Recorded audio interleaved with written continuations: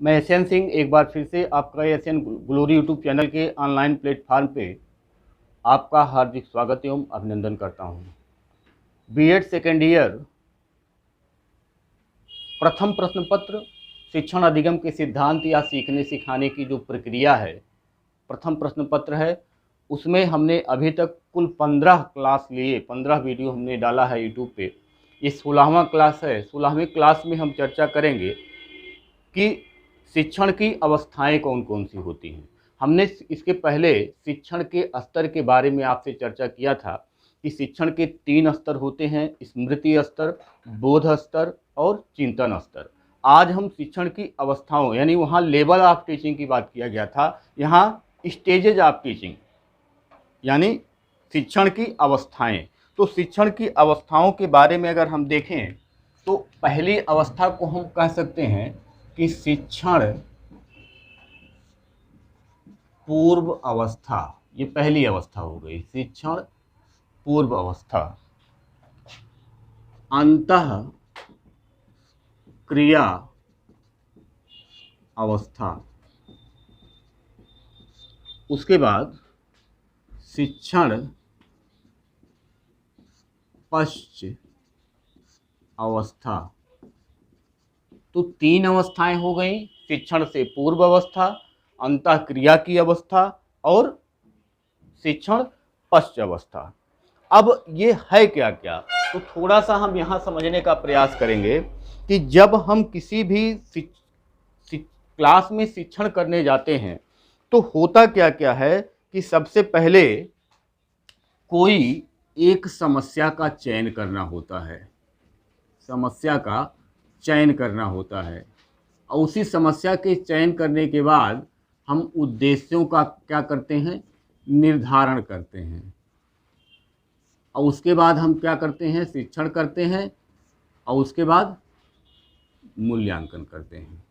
तो ये जो प्रक्रिया है, ये जो प्रक्रिया है कि जैसे मान लीजिए किसी क्लासरूम में हमको जाना है पढ़ाने, तो कौन सा टॉपिक पढ़ाना है और किस प्रकार से पढ़ाना है, यह एक समस्या हो गई। तो सबसे पहले हम क्या करते हैं, उस समस्या का चयन करते हैं कि हमको कौन सा टॉपिक पढ़ाना है। तो ये समस्या हो गया। अब उस समस्या को जब हमने लिया तो अब हमने उद्देश्यों का निर्धारण किया कि किस स्तर तक पढ़ाना है, कि बच्चे किस स्तर तक हमको बच्चे को तैयार करना है। तो ये उद्देश्यों का हमने निर्धारण कर लिया और उसके बाद हम गए क्लास में, शिक्षण कार्य हमने किया।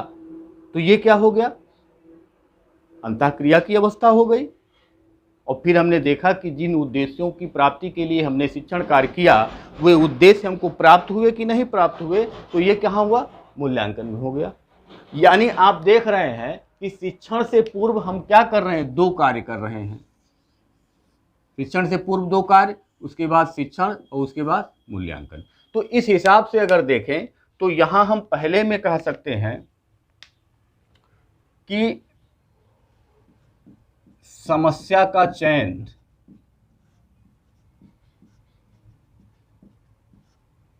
और साथ में उद्देश्यों का निर्धारण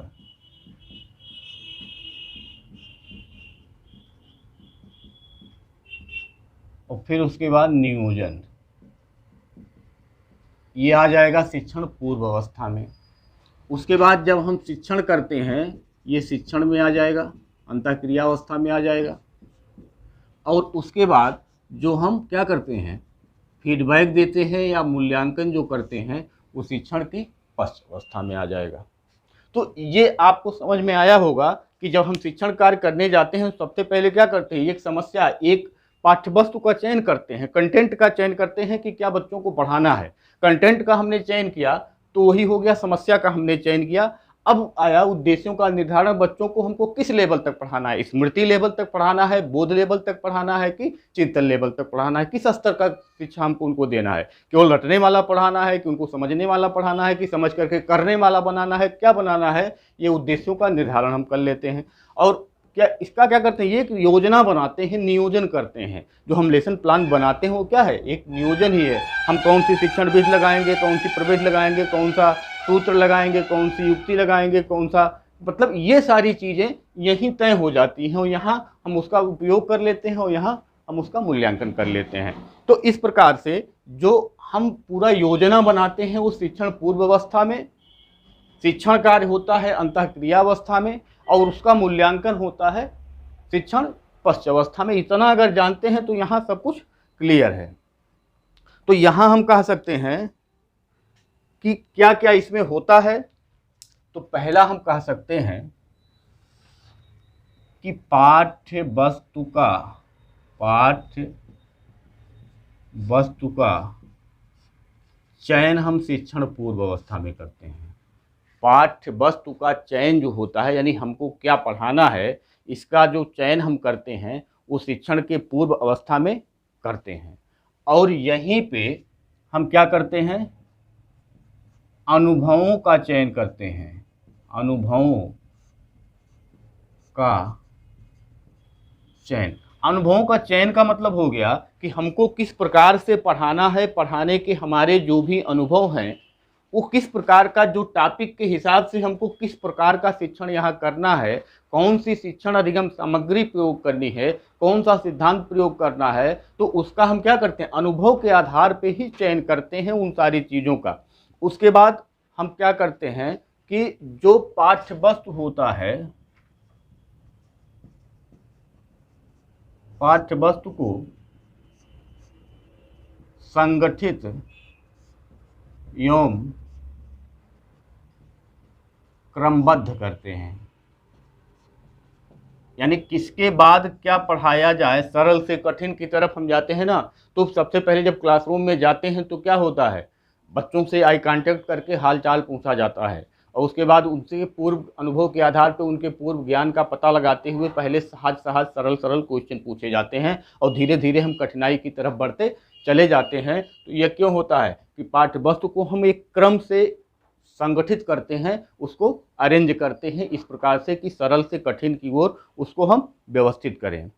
अब यहीं पे हम क्या करते हैं कि शिक्षण सिद्धांतों का, हम कौन सी शिक्षण सिद्धांत का प्रयोग करेंगे पढ़ाने में, शिक्षण सिद्धांत, शिक्षण विधियां, प्रविधियां,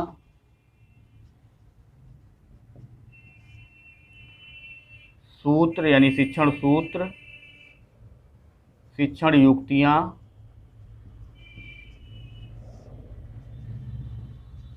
आदि का भी चयन इसी स्टेप में करते हैं।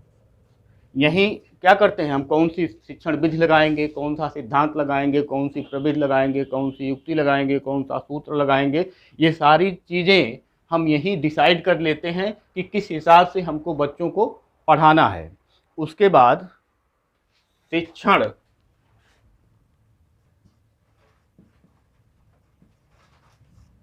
सहायक सामग्री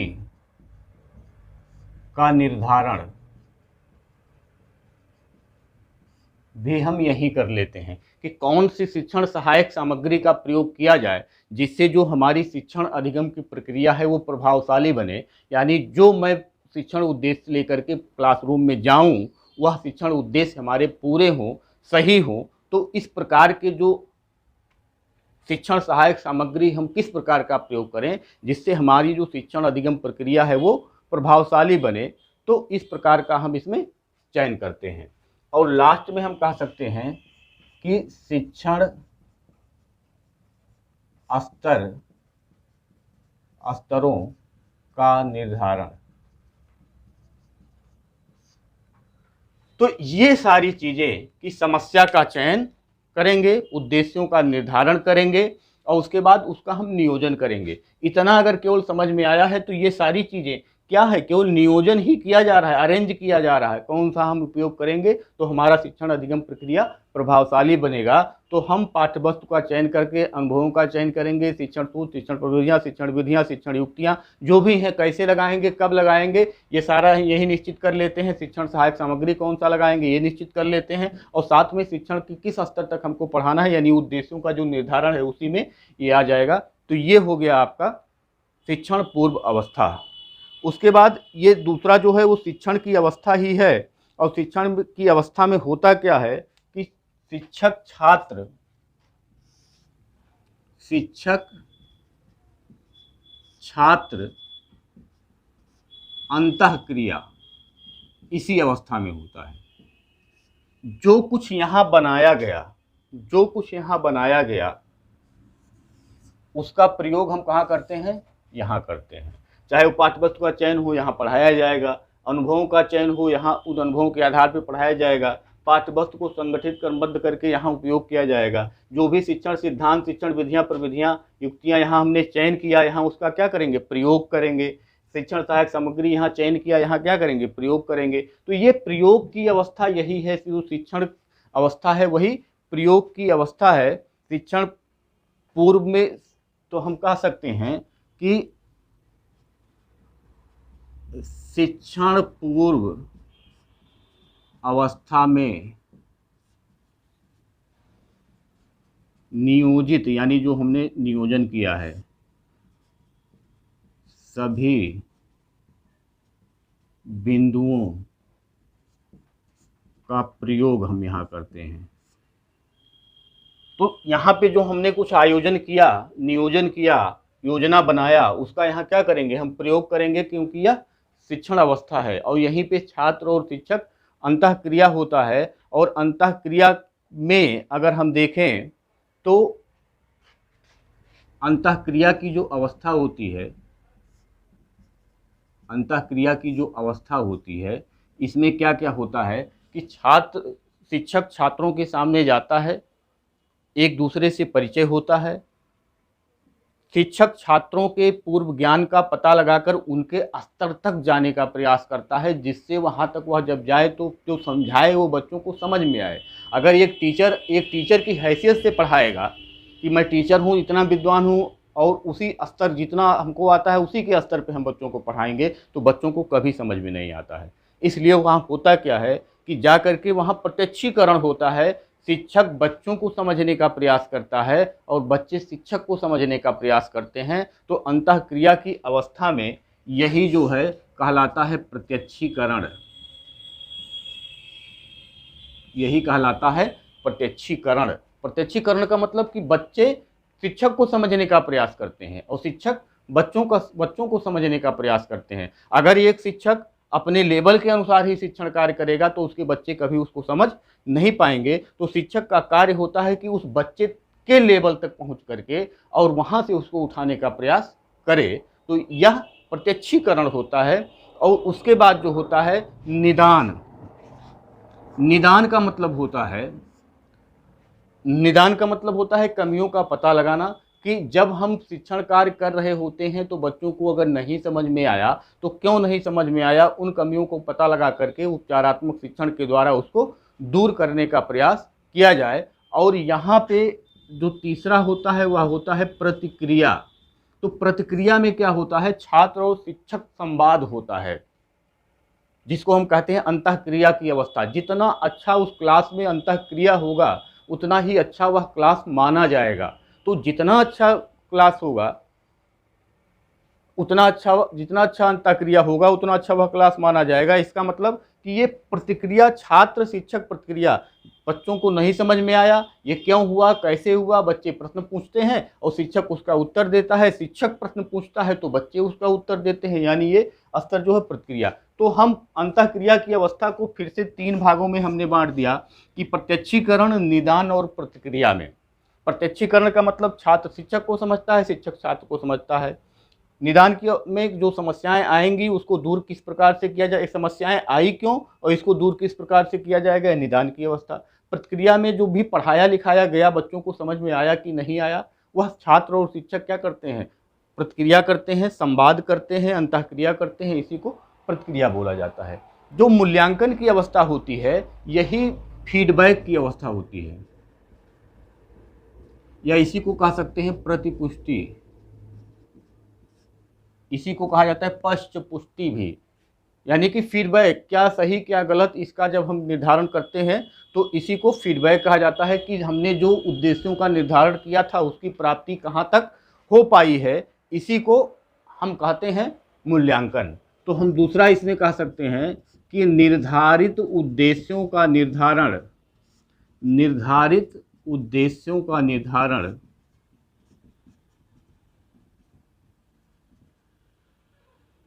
निर्धारित उद्देश्यों की प्राप्ति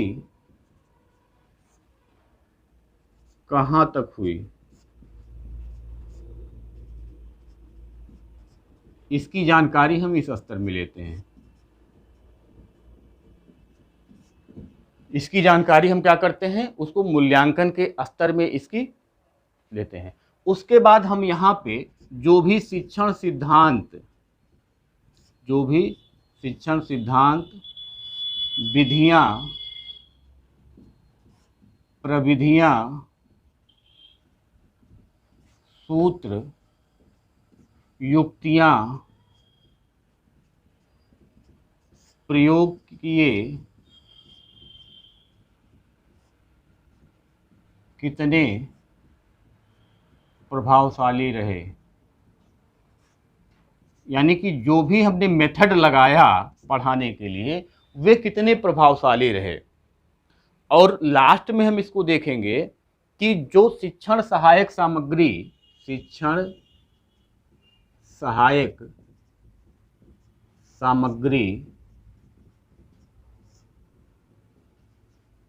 का प्रयोग